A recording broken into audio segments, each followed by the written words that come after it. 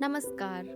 आप सुन रहे हैं सोनिया भाटिया द्वारा लिखी कहानी कॉर्पोरेट ऑफिस का सच। मेरे यानी नेहा के साथ सुनिए सिर्फ बुक ऑडियो पर। कॉर्पोरेट ऑफिस का सच। आजकल हर लड़का लड़की चाहते हैं कि एक अच्छे ऑफिस में जॉब करें।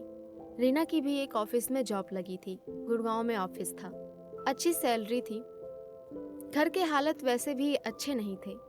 इंटरव्यू में पहले ही बोल दिया गया था कि वैसे तो 8 घंटे की शिफ्ट होगी, पर मीटिंग हो तो लेट भी हो सकता है, पर वो कभी कभी होगा। रीना, जो ग्रेजुएशन के बाद बिजनेस मैनेजमेंट का कोर्स भी किया था, उसके पापा प्राइवेट जॉब करते थे, मम्मी हाउसवाइफ थी और एक छोटा भाई था जो पढ़ रहा था। तो पापा ने पहले रीना की पढ़ाई पर भी पैसा खर्च किया था। और आजकल इतनी महंगाई में घर का खर्चा चलाना वैसे भी मुश्किल होता है। घर में और भी खर्चे होते हैं, बीमारी, कोई रिश्तेदार की शादी आ जाए, इसके अलावा भी और खर्चे होते हैं। मध्यम वर्गीय परिवार के लिए सर्विस करना वैसे भी मुश्किल होता है।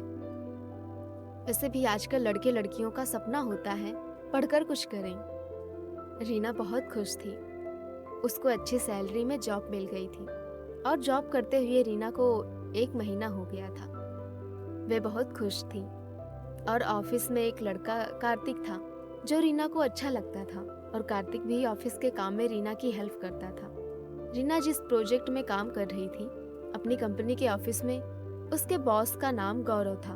गौरव सर की टीम में 7 लड़के थे और 3 लड़कियां थी। रीना नई आई थी, 2 लड़कियां पहले थी और लड़के भी। उस दिन रीना जब घर जाने लगी तो कार्तिक भी साथ जा रहा था। तो गौरव सर ने बोला, कुछ काम है, आप दोनों रुको। फिर कार्तिक और रीना काम करने लगे। फिर गौरव अपने केबिन में चला गया। फिर जो काम था वो कार्तिक ने खत्म किया। गौरव ने उसको भी जाने के लिए बोल दिया। फिर कुछ देर बाद रीना का काम भी खत्म हो गया। वो गौरव के केबिन में उसको बताने के लिए गई तो गौरव सर ने बोला, तुम कुछ देर रुको, मैं तुम्हें घर छोड़ दूंगा, क्योंकि रात हो गई है।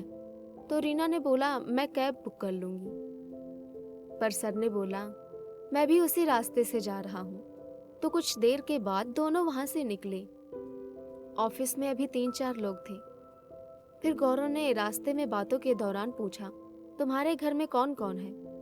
फिर गौरव ने नॉर्मल बात के दौरान गौरव ने उसे डायरेक्ट ही बोल दिया, रीना, तुम अगर अपना प्रमोशन चाहती हो तो तुम्हें मेरे साथ रिलेशन में आना होगा।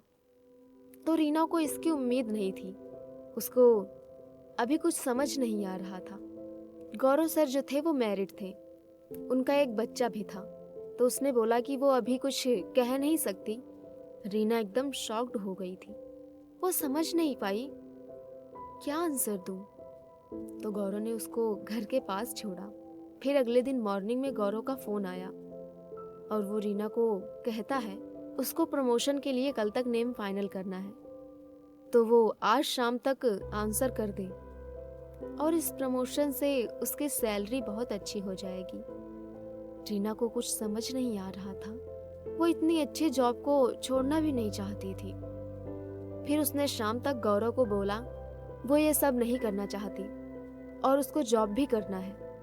फिर गौरव आज ऑफिस से पहले ही रीना को लेकर अपनी कार में ले गया और समझाया कि देखो, इतनी अच्छी जॉब को कोई नहीं छोड़ता और तुम्हारे पास अपॉर्चुनिटी है आगे बढ़ने की। और भी कहीं जाओगी तो कॉम्प्रोमाइज तो करना ही पड़ेगा। और समझाते ही उसने रीना को किस किया और रीना ने कुछ नहीं बोला। और वो उसको रेस्टोरेंट में ले गया और दोनों ने वहीं खाना खाया और उसके बाद रीना को घर छोड़ा। फिर उसने नेक्स्ट डे रीना को कुछ गिफ्ट भी दिए। उसको रोज घूमना, महंगे गिफ्ट सब अच्छा लगा। फिर उसके बाद गौरव का ऑफर एक्सेप्ट कर लिया। फिर उसके बाद घर की हालत भी बहुत अच्छी हो गई। उसके माँ बाप उसकी तारीफ करते हुए नहीं थकते थे। छोटा भाई भी पढ़ लिख कर बिजनेस करने लगा। उसके पापा ने भी जॉब छोड़ दी। वो भी अपने बेटे के साथ बिजनेस करने लगे। क्या ये रिश्ता ठीक था आगे बढ़ने के लिए? क्या इसी रिश्ते से तरक्की हो सकती थी?